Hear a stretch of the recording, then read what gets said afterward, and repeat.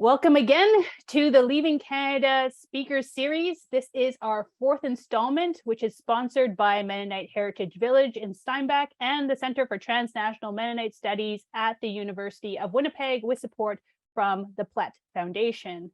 My name is Aileen Friesen, and I am the Executive Director of the Plett Foundation and the Co-Director of the Center for Transnational Mennonite Studies, or CTMS, along with Dr. Ben Knobs-Thiessen, who is the Chair in Mennonite Studies. Mennonite Heritage Village and the Center for Transnational Mennonite Studies are located on Treaty 1 territory and the homeland of the Métis Nation. In recognition of the upcoming National Day for Truth and Reconciliation on September 30th, I want to highlight that MHV will be hosting an event on September 29th entitled Unpacking the Doctrine of Discovery to help better equip settler Canadians to understand how historic wrongs have created present barriers for Indigenous peoples. The University of Winnipeg also has virtual and in-person programming this week to encourage learning from Indigenous peoples and cultures and to honor residential school survivors. For those of us who are settlers, I encourage you to seek out these types of events. Tonight, we are here to listen to Andrea Klassen, the senior curator at the Mennonite Heritage Village. Andrea oversees the museum's collection of over 17,000 artifacts, ranging from ceramic teacups, bulky Mennonite wooden furniture, to the 30 heritage buildings and structures that are on MHV's grounds. She also curates the museum's new exhibits each year, and her most recent exhibit, Leaving Canada, the Mennonite Migration to Mexico, is on display now until November 30th, after which she will be launching a virtual version of the exhibit for those of us who are unable to attend the museum in person.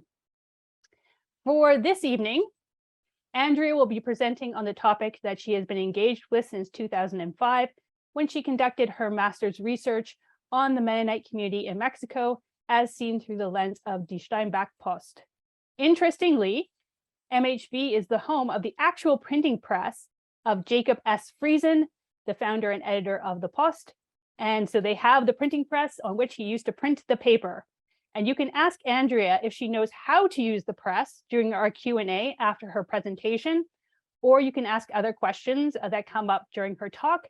And so please put those questions in the Q&A tab. And now please welcome Andrea as she presents Creating a Community Through Die Steinbach Post.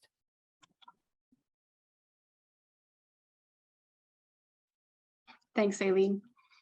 I'll try not to give away the answer to that question. So let me just begin by sharing my screen here. And hopefully everybody can see that. So good evening, everyone. My presentation is called Creating a Community Through Die Steinbach Post. And so we'll just get right into it. On December of 1954, Canadian Mennonite settler J. Banman of Cuauhtemoc, Chihuahua, Mexico, wrote a letter to Die Steinbach Post, a weekly German-language newspaper stationed in Steinbach, Manitoba, and distributed throughout Canada and Latin America. His letter inquired into the state of affairs in the Mennonite community in Tampico, located in central Mexico.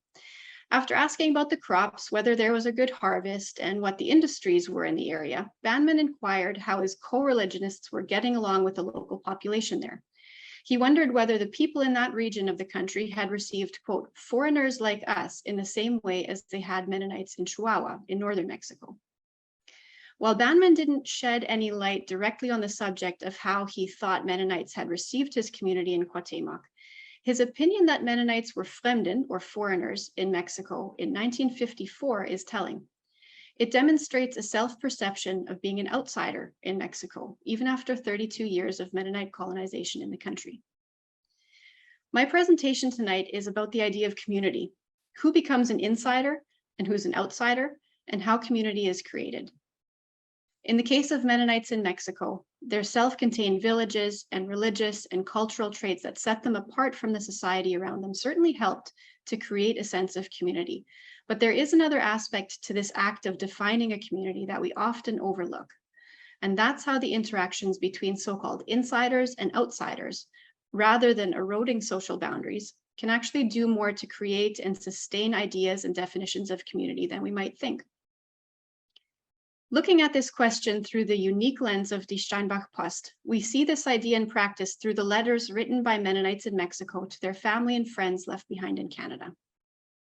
The letters began appearing in the Post in 1923, about a year after Mennonites first settled in Mexico, and they continue in every issue until the Post closed its doors in 1967. Through the pages of this newspaper, we get a 44-year window to see how a community is established in a new setting and how it is sustained through the first two generations. We see that the interactions between Mennonites and Mexican society around them in the marketplace, in times of tension and conflict, and in areas of interpersonal relationships actually serve to define and strengthen, not undercut, Mennonite religious cultural identity. So what happened in Canada to make Mennonites leave? By now, our repeat viewers will be familiar with the circumstances that began this migration to Mexico in 1922. So I'm just going to skip over a lot of it, but give a short recap of the situation. New regulations surrounding the education of children were introduced in Manitoba in 1916 and in Saskatchewan in 1917, which made attendance at publicly inspected English language schools compulsory for children between the ages of 7 and 14. With that, the practice of using German as a language of instruction in schools, which many Mennonite private schools relied on to pass their religion and culture to the next generation, was effectively ended. The new school laws were perceived by the Mennonite community as a betrayal by the federal government in Ottawa, from whom they had received special privileges, including the right to educate their children as they saw fit upon their immigration to Canada. Fearing that the compulsory public schools would lead to further infringement of their religious freedom in Canada, these traditionalist Mennonites began to seek out immigration opportunities in a number of Latin American countries, as well as the United States and other Canadian provinces. As early as August 1919, Mennonites began seeking opportunities to leave Canada. And on March 1st, 1922, with a new privilegium or charter of privileges from the Mexican government in hand, the migration of about 5,800 Mennonites to Mexico began.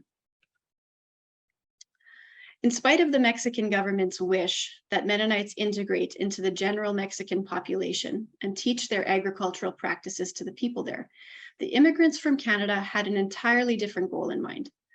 Their foremost desire was to live in isolation from the rest of society, insulated against the worldly effect of extensive contact with outsiders that would have a, they thought, devastating effect on their communal lifestyle and their unique belief system. Despite this wish, however, Mennonites were in almost continuous contact with outside society during the first 4 decades of settlement. And we see this in the letters written by the Mexico Mennonites to Die Steinbach Post.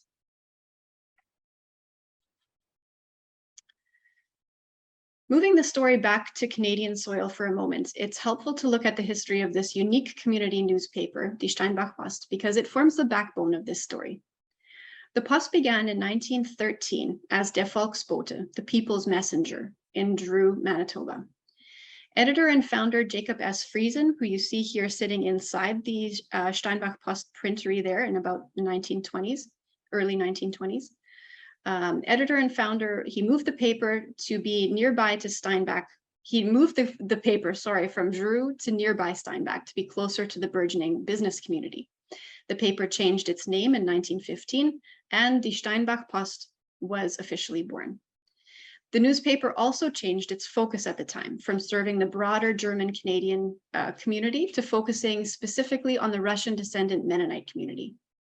Along with serialized stories, local news from Steinbach, as well as selected news from Canada and around the world, poems, editorials, and advertisements from local businesses, its pages were filled with correspondence from Mennonites in Canada and the United States. The newspaper underwent a major shift with the Mennonite migration to Latin America. Although it took the immigrants about a year to settle into Mexico before they began to write letters to the Post, by 1923, correspondence and requests to change their subscriptions from addresses in Canada to Mexico started coming in. And just like that, this unlikely small-town Steinbach Weekly suddenly became an international newspaper with subscribers soon to be spread across 3 continents.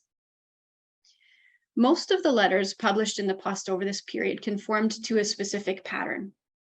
Though letter writers could have chosen from any number of subjects about which to write, most chose to focus on specific categories, including giving health updates, weather and crop reports, news from the local community, sharing ideas, and also sending urgent requests for letters from friends and relatives.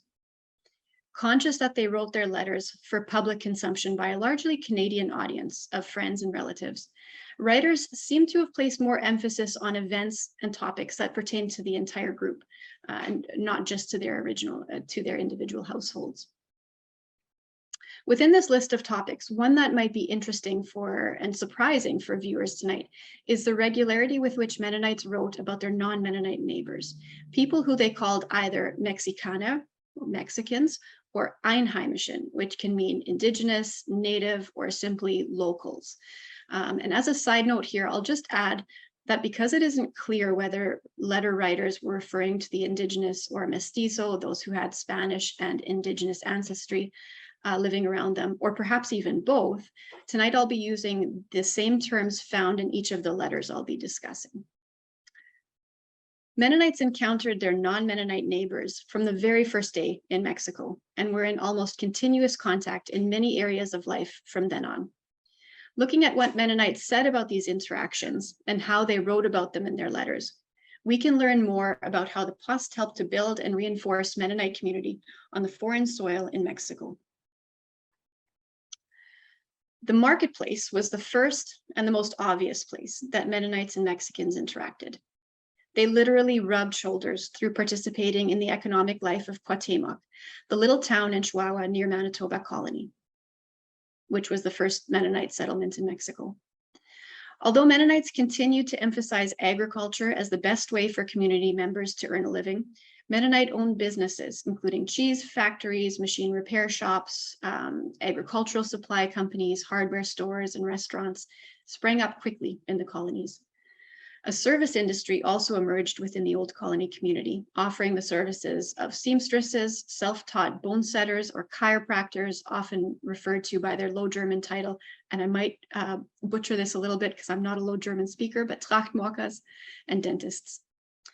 As Mennonites turned to selling products and services to supplement their agricultural income, and as they extended their business base outside their own communities, they increasingly came into contact with their Mexican neighbors. Mexican-owned stores and shops also attracted Mennonite customers by advertising in High German or having staff learn some Low German to be able to communicate with Mennonite customers. In addition, Mennonites increasingly relied on the services offered by Mexicans. For example, due to the strict guidelines of the Old Colony Church, which forbade the purchase of cars and trucks and the use of rubber tires on tractors, tasks such as transporting produce would be impossible without the assistance of paid Mexican employees. With the rise of non-agricultural businesses within the Mennonite community, also came the need for employees knowledgeable in the areas of business administration. Due to the low literacy rates of many old colonists, scholars point out that Mexicans were frequently hired to help in Mennonite-owned businesses. The economic life of Chihuahua created an environment in which Mennonite and Mexicans constantly rubbed elbows with one another. Not all of these economic encounters were satisfactory ones, however. H.C. Penner, a member of the Kleine Gemeindes Quellenkolonie, for instance, used humor and sarcasm in his letter to describe the way in which Mexicans occasionally stole Mennonite straw. He wrote, quote, "A lot of straw is being driven from the colony by Mexicans. In the midst of this trade, however, are many who load up the straw before it has been honestly purchased." In 1953, A.A. Cron used his letter to the paper to vent his frustrations with the Mexican economic landscape and the country's legal system. He writes, "Our business is still poor here. At the end of most days, the cash register displays 0. Whoever's good at math can still figure out how much is left. It's lucky that I still have debt, otherwise I really would have nothing. But the business must keep turning. The Mexicans turn business upside down when they think that we owe them something or when a transaction has not gone the way they wished. Then the entire Mexican law comes after you and we have to pay penalties. When they make a mistake or steal a little, which also happens now and again, everything falls on deaf ears and nothing can be done. There is no law to be found. Openly frustrated with the perceived mistreatments he'd received, Kron clearly found his relationship with his Mexican customers and his protection under Mexican law unsatisfactory. Additionally, this letter betrays Kron's sense of being outside the Mexican legal structure and, by extension, fundamentally different from his Mexican customers, who, in his opinion, were favored in the system and reaped all its benefits. Not all letter writers were this openly critical, but other post writers expressed similar sentiments about the prospects of economic success in Mexico. Nonetheless, despite the varying tones, it's important to note that the frequency with which these frustrations surface in the letters sent to the post, in comparison to the number of descriptions of more positive economic encounters between these two ethnic groups.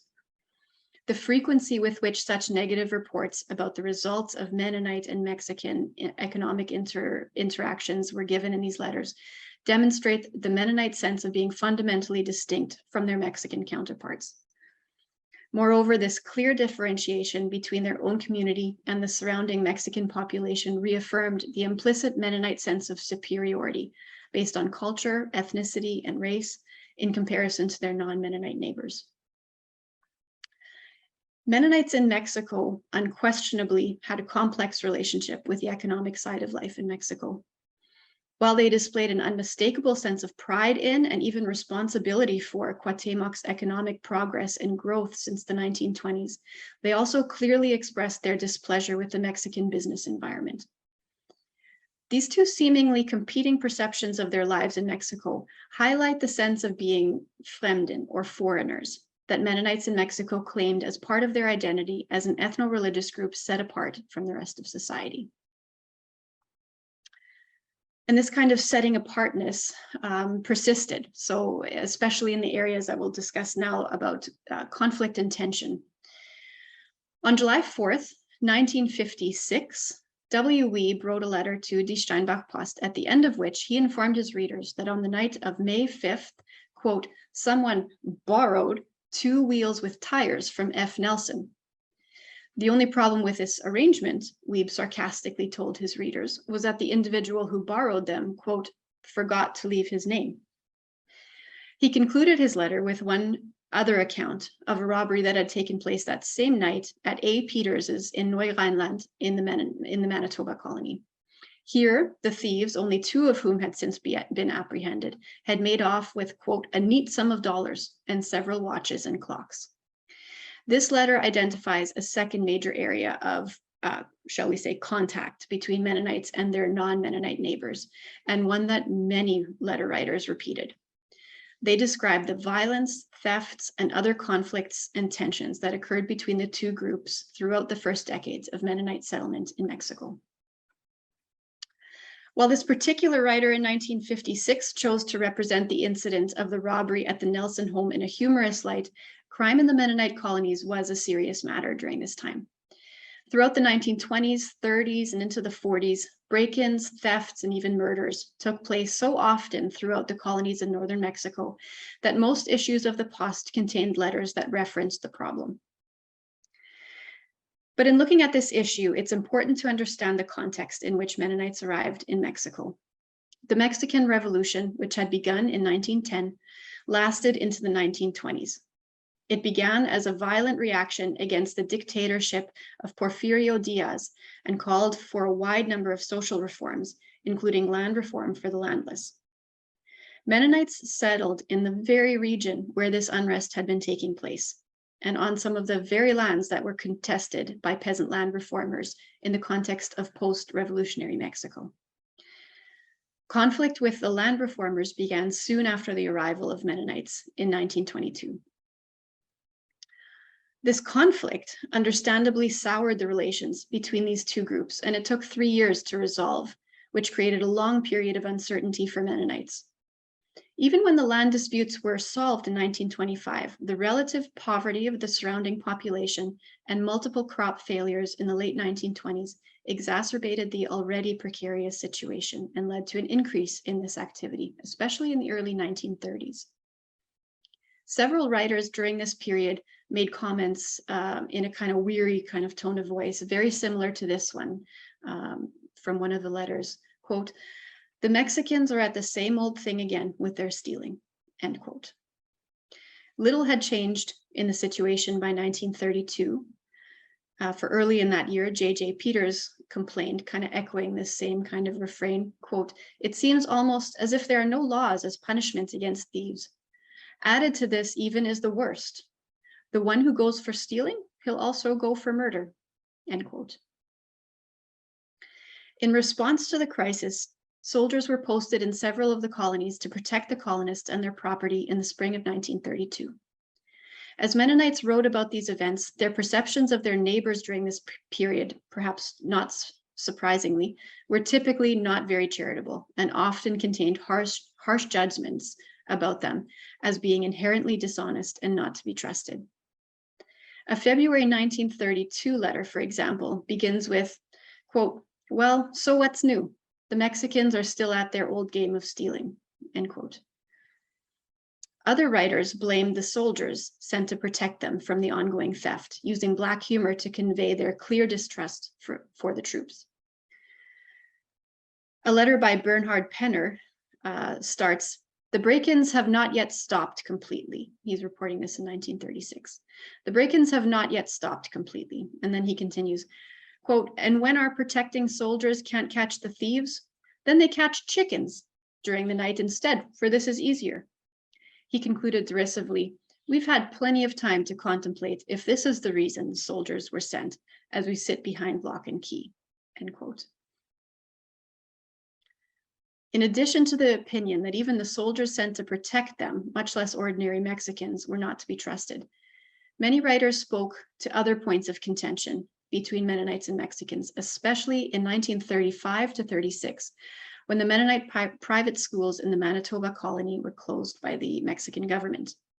This issue was a deeply significant one for Mennonites because retaining their private schools had been the biggest reason they had come to Mexico in the first place. And their closure by the Mexican administration constituted a huge, and in some cases irreparable, breach of trust for Mennonites. As one letter writer in 1936 put it, quote, "Many people have become cynical and mistrustful," end quote. The events surrounding the closure of Mennonite schools throughout Chihuahua had a similar effect on the collective Mennonite psyche throughout the 1930s as the plague of thefts and other crimes had. The simultaneous nature of these events over this decade seems to have augmented their effect on the community, as Mennonites perceived both of these issues as betrayals by the government. As one letter writer in 1936 commented, "Freedoms are now being granted, if we promise with our signatures to remain here. But we lack more than simply school freedoms. We lack protection for our lives and property, for robberies are frequent, nowadays almost a daily occurrence, and the entire situation here in Mexico doesn't permit us to stay." The result of the perceived assault on the rights and privileges granted to the Mennonites in 1921, in addition to the lack of protection given them by the government in the face of widespread lawlessness throughout the 1930s, served to heighten Mennonite defenses against non-Mennonite outsiders. The frequent references made to the nature of Mexicans throughout the letters written into the post, however, did more than simply convey Mennonite distrust for their non-Mennonite neighbors. They served as a cause for Mennonites to turn their focus inwards.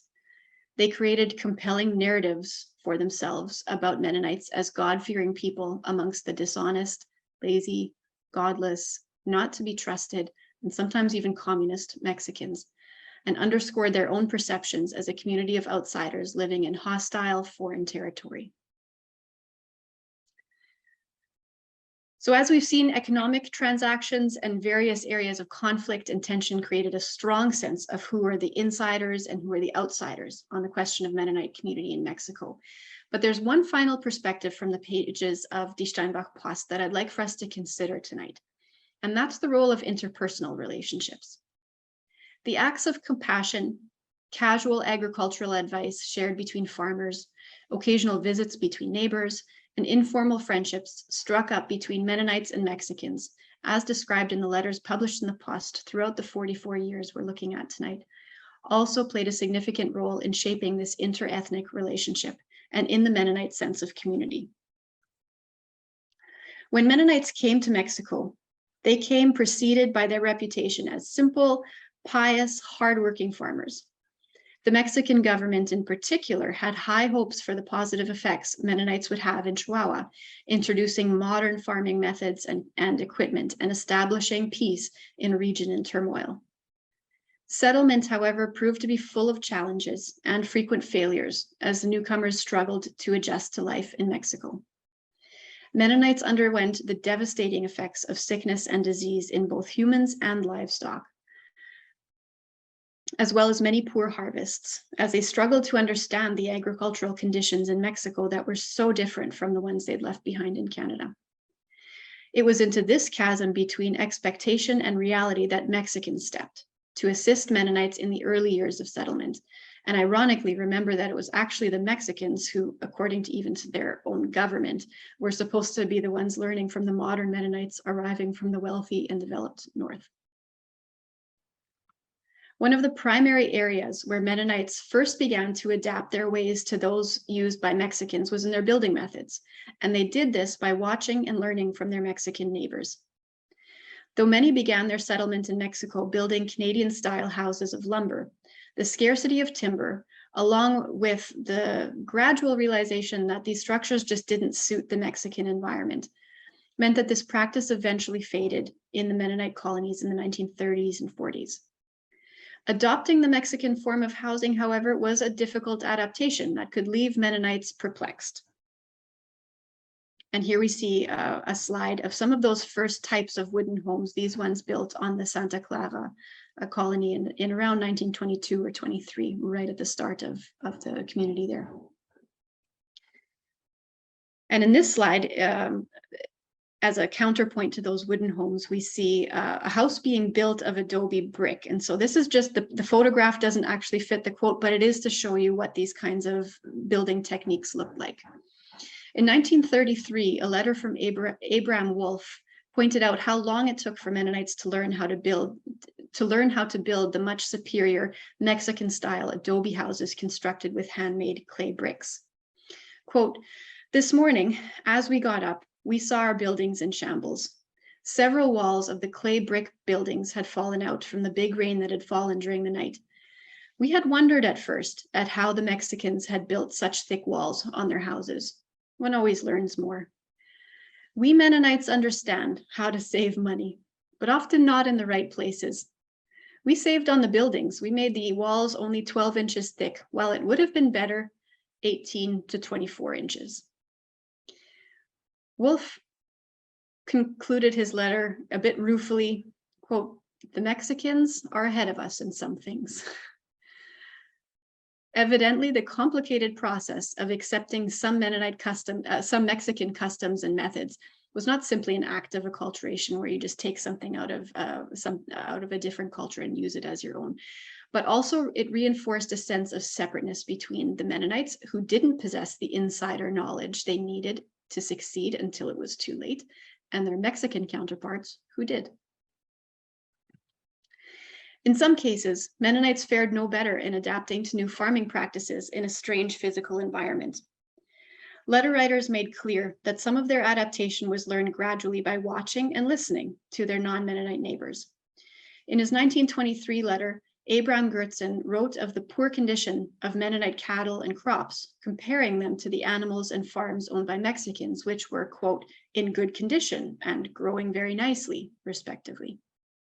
In 1924, B.B. Zacharias observed the Mexican farmers in the vicinity of Cuauhtemoc, noting, quote, "the Mexicans, who have old land under cultivation, planted their corn very deep in the soil in the middle of April, and it had moisture to go up," end quote. The newcomers did not merely notice the relative success of the Mexican farms with envy, but they also learned from the advice they received from their non-Mennonite neighbors. Mennonite letter writers frequently mentioned Mexican advice or words of wisdom about the cycles of weather.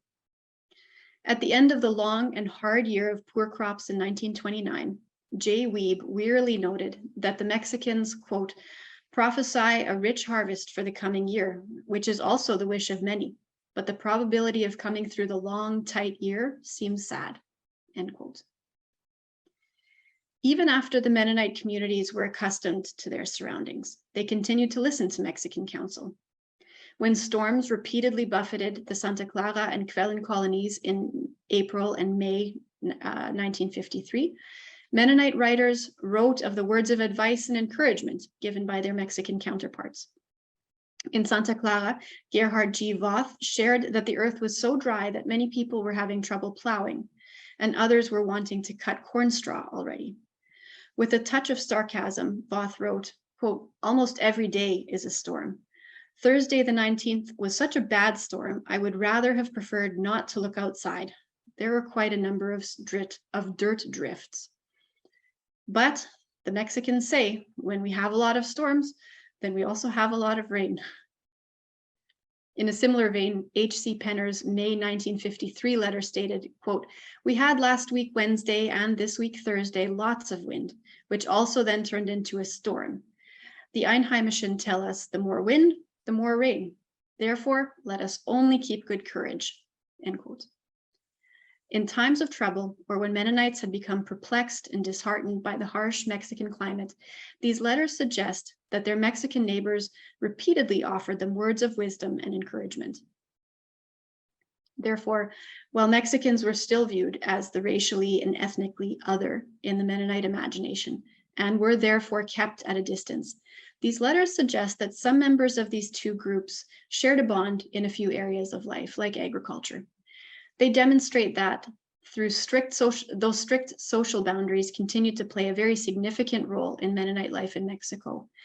Individual Mexicans nonetheless played an important role in assisting and encouraging the relative newcomers from Canada.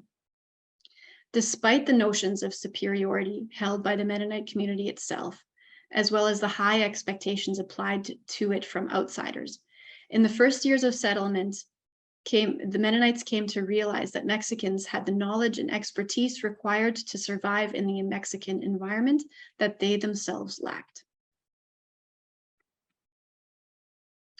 By exploring interactions between Mennonites and Mexicans in the marketplace in times of conflict and through interpersonal connections through the lens of these 4.5 decades of Mennonite letters written to Die Steinbach Post, we see regular and consistent interaction between Mennonites and Mexican society.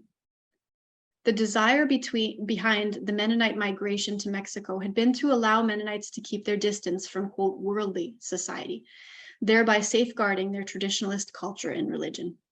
Ironically, the interactions with outsiders that they had feared would lead to an erosion of these unique religious and cultural values were among the very means by which they kept that distinctive identity and allowed it to remain intact.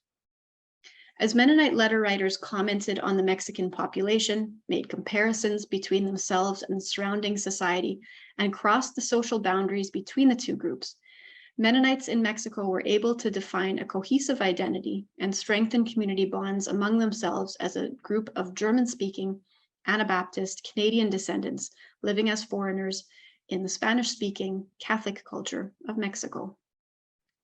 Thanks.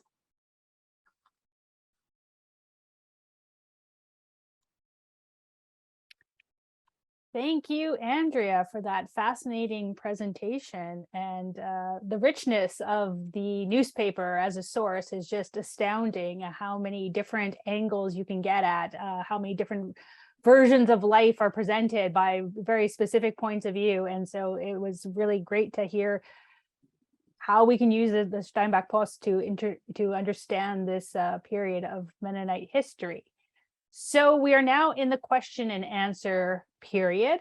You can put your questions into the Q&A tab below, and we already have a question there. So I will start with that, but please, everyone else, as you think of your questions, please put them in. So Andrea, did your research uncover any interactions between Mennonite women and the local women? Were there differences in these interactions as compared to those with men? And I guess this also gets to the broader question of Mennonite writers. Are there any Mennonite female writers who are published in Die Steinbach Post? Yeah, that's an interesting question. I'll answer the second question first. So yes, there were female writers. Oftentimes people signed off with their names, but sometimes they were also anonymous writers that would have, they were long-standing writers over periods of years. And so they would see themselves kind of as community commentators. And so they would call themselves a reader, or I forget some of their other like kind of handles or nicknames. But so there are some of the anonymous kind of writers who you didn't know if they were men or women. But yes, men and women both wrote letters. As for the interactions between women, that's a really good question. And if there were any, they were so few that they don't stand out to me. So most of what Mennonites wrote about was, often the domain of men.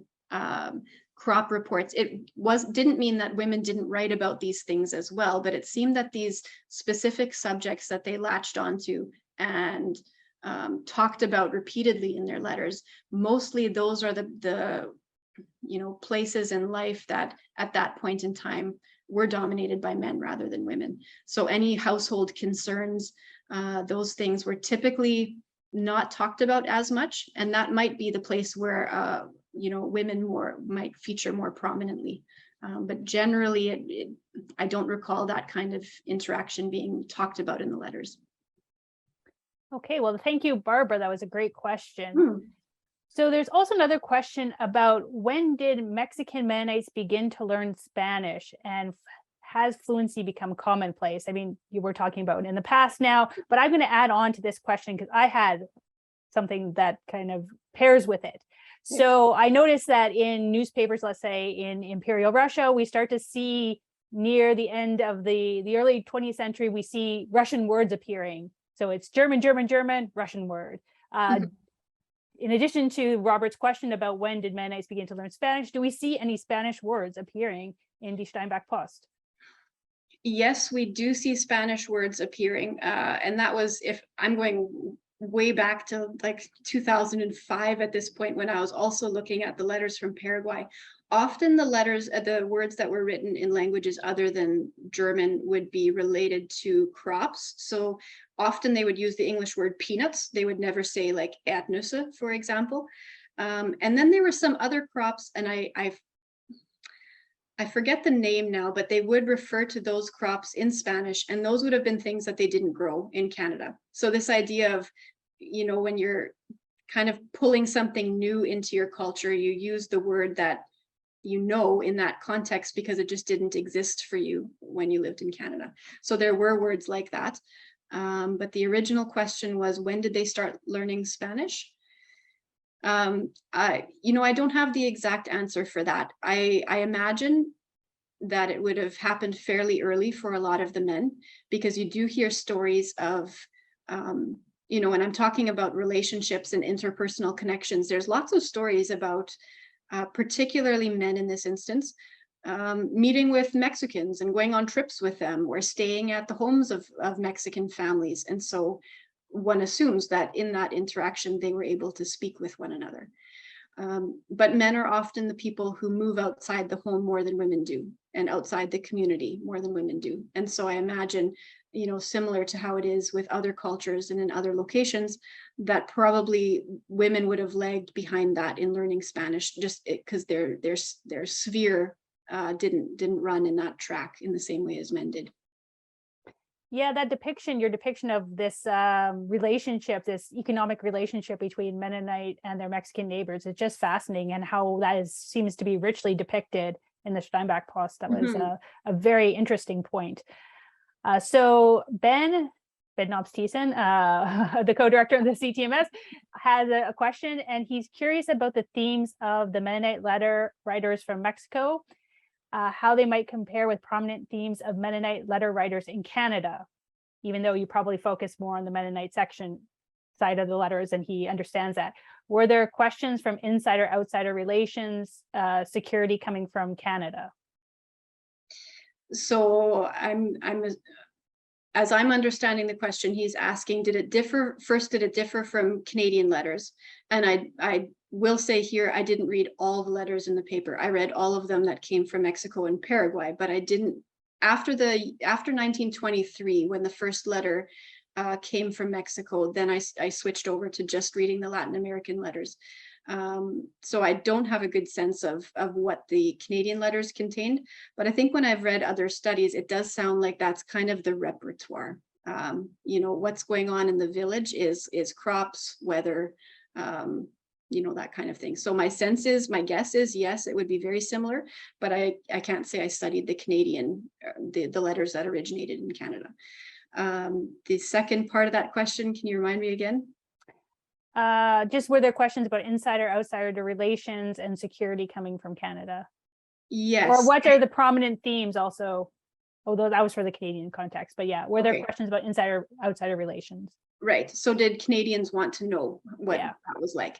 Yes, they did. And there was often, sometimes there were reports written by Canadians visiting the Mennonite colonies. And even though they originated with a Canadian voice, I read those because they do reflect the experience in the Mennonite colonies and also what some of their Mennonite hosts would be doing. So there's, one letter, for example, I forget his name, and I forget the year, but I think it was in the early period of settlement. So in the 20s or early 30s, but 20s, I think.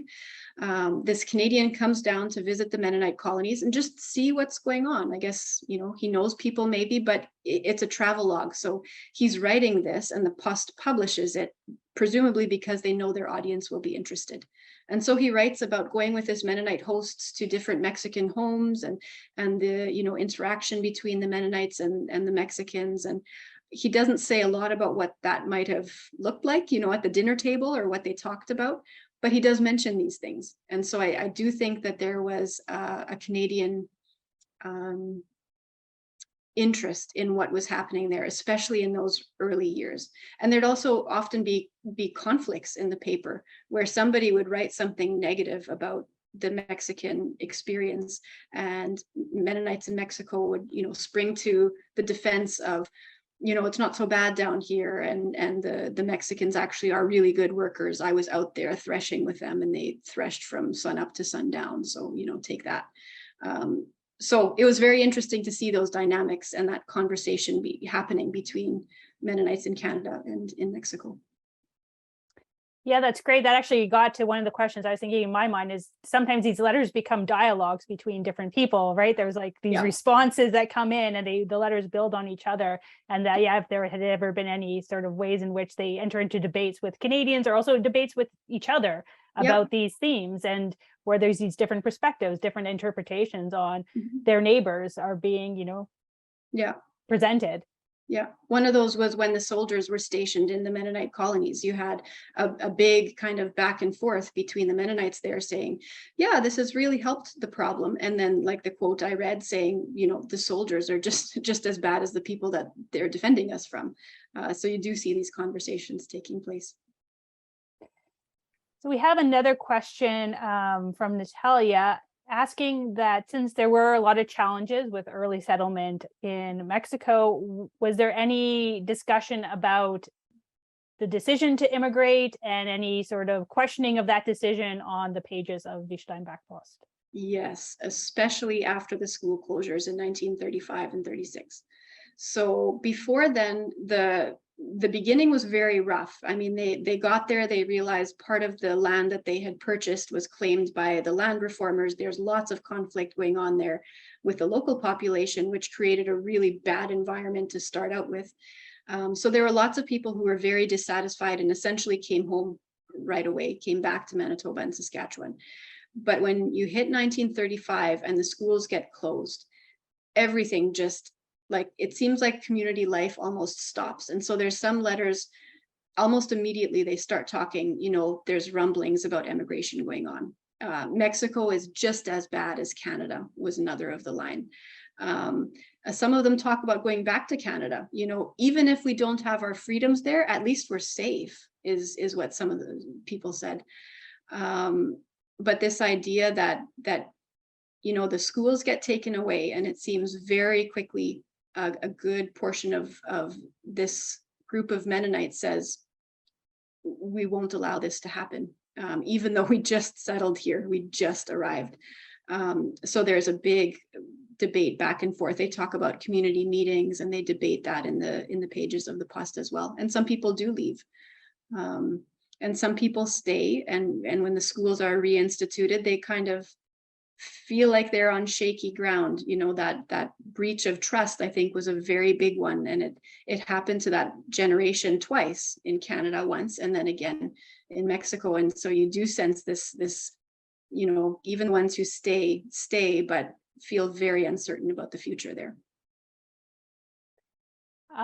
So another question, and you've answered this a little bit now with that very in-depth answer, but just in case you have anything else to add, Victor wanted to know if you could say something about how Mennonites responded to the school closure in 1935 to 36. Is there anything else you might want to add to that? In some ways, they responded similarly to in Canada. They did send delegations to Mexico City. You do read reports, saying, well, our delegation returned and they got next to nothing done, or, the Mexican government was so busy they didn't even listen to them. But they did send delegations to the federal government. The schools were closed at the state level, I should say, in Manitoba colony. So they did petition the federal government, and eventually the federal government steps in and opens them again, which is, I think, pretty extraordinary in the Mexican setting, where there was, a distinct kind of pushing the religious side of life kind of to the outskirts after the revolution, to allow this foreign-born group of Canadians to have religious schools was very different than how the rest of the population was allowed to operate with Catholic schools, for example. So some of those same approaches that they took in Canada, they took in Mexico as well. So this school question has struck a nerve with our audience, and someone asked if you could elaborate on, first of all, why the schools were closed in the mid-30s, and another question is if you could say a little bit more about education of Mennonites in Mexico, who became teachers, who paid for Mennonite education. Okay. So I'll start that answer by saying I'm no expert on the Mexican Constitution, but one of the outcomes of the Mexican Revolution was this. Mexico was a highly Catholic country, and one of the outcomes of the revolution was the idea that the Catholic Church and religion in general should not have so much power in society, and so that was one of the things coming out of the new constitution, that religion just wouldn't have that big of a role in social life anymore. And so the number of churches, I believe Catholic churches, were cut. The number of Catholic institutions were cut quite a bit. So religion is just really curtailed. So the fact that Mennonites come into this situation and get special permission to have completely religious-based schools is a little bit of an anomaly in that context.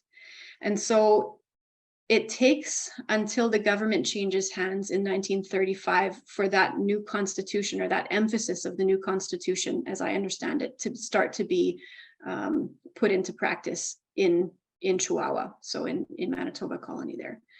So that was kind of what led to the school closures. As I understand it, it was bringing Mennonite schools in line to what was generally kind of normal for the non-Mennonite world around them. But obviously it stood in contrast to the promises they were given in 1921. And so that's where that dilemma comes in. It depends, I guess, on whose perspective you look at. In thinking about education in Mexico, who are the teachers? Mostly men at that point. Obviously, my look at the Steinbach Post ends when the Post closes its doors, 1967. So I'm not talking speaking to the contemporary situation there at all, but mostly men were leading the schools. School education would kind of be focused on learning the catechism, learning to read High German, learning to read the Bible, studying the catechism to understand their role in the church as they grew up. So very similar to education in the private schools in Manitoba. not part of the Mexican system at all held in the High German language. So very similar to what they left behind in Canada, because that was their goal, to reconstitute these schools and maintain that kind of education for their children. Great. And if I can just add a question about the Steinbach Post, and this might be outside of your research area, but was there any feeling on the part of the editor and the publisher about becoming this sort of hub of Mennonitism, or any, like, I mean, as you stated in the beginning, they were just a small paper, and then all of a sudden they have readership all over. Any sense of how that affected the newspaper? I don't know. There's not a lot that I've found written about the newspaper as like the history of the paper. There's a few articles that are fairly short. Looking at the pages of the paper itself, I didn't get the sense, the editor didn't make comments like that. He would sometimes insert, Jacob S. Friesen, and then the editors that came after him, they would sometimes put little comments into the publication, especially when they're answering questions from readers. How much is the subscription? And then they'd put in, little brackets and answer the question. But there were very few like overt kind of comments like that. I didn't see anything that was like a reflective piece after 10 years of readership on 3 continents saying like, wow, how we've grown, and we might do that today, but I don't know, maybe he was too busy printing the paper letter by letter and sending it out all over the world. That's a really interesting question. I love this story of this newspaper that's so tiny and becomes something really, really neat. But I don't know what the editor would have thought of that. We also have another question about the Post, which is it available online? And actually, I will answer this question because the Plett Foundation did pay for Mennonite Heritage Archives to start digitizing the Steinbach Post. So it isn't available, I don't think, online yet. Andrea, correct me if you know. Not that I know of. I looked at it on microfilm at the provincial archives. Yeah, so it's not available yet online, but it hopefully will be in the future, and then you can research.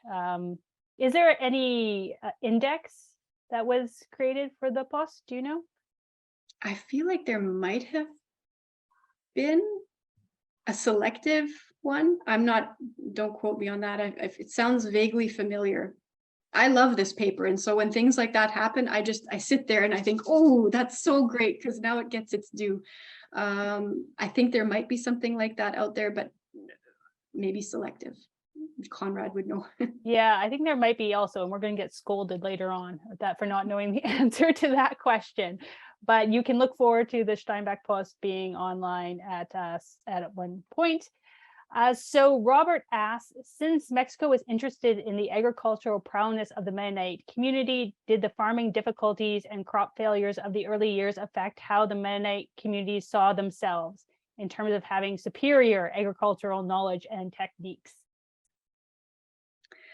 I don't think in a fundamental way. I mean, you do have those letters that say, well, in some things, the Mexicans are ahead of us.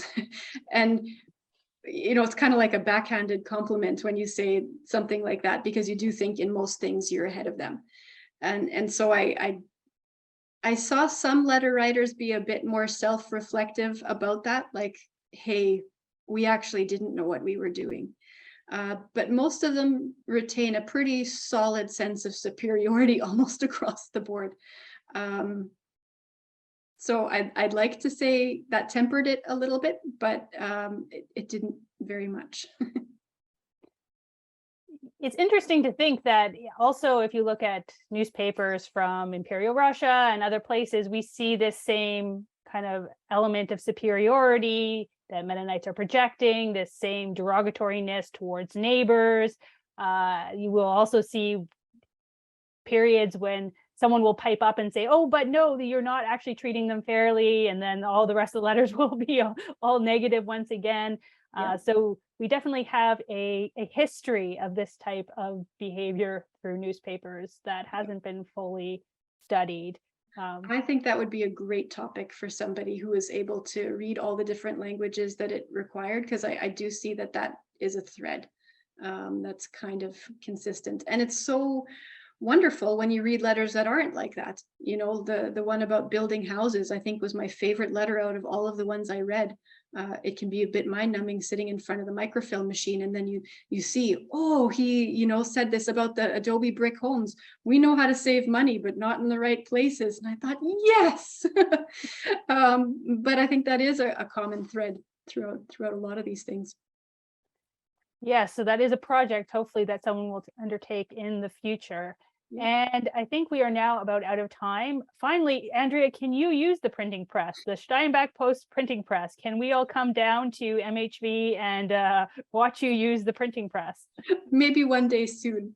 I have several very keen volunteers who are willing to teach me, but and that has been on my list for almost the 8 years that I've been there, and it's never quite made its way to the top of the list. But I'm hoping that maybe next year you can check in on a festival day and find the senior curator printing. We're going to hold you to that, Andrea. Thank you so much for your wonderful presentation. I know we all enjoyed that very much.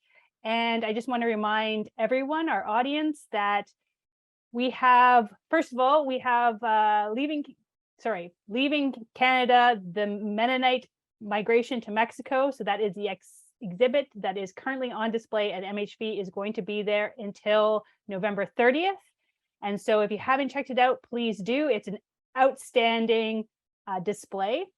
And I want to draw your attention to the fact that next month, October 21st to 22nd, the Center for Transnational Mennonite Studies will be hosting the conference Departing Canada, Encountering Latin America. And Dr. Ben Nomstiessen has organized a stellar conference for you to enjoy. It is both in person and virtual for those of you who cannot make it to Winnipeg. So that will be at the University of Winnipeg. And finally, our beloved Dr. Royden Lowen, former chair in Mennonite Studies, will give the last webinar of this series on November 1st. His talk is entitled Mexico Mennonites Nostalgia for Old Canada. So that there'll be an email that will go out for you to sign up for that event. And if you missed this presentation, want to watch it again, or want to share it with your friends and family, this will be posted on the CTMS and MHV YouTube channel. So you can enjoy this presentation once more. So thank you, everyone, for joining us this evening. Thank you to Andrea for a wonderful presentation, and have a great night.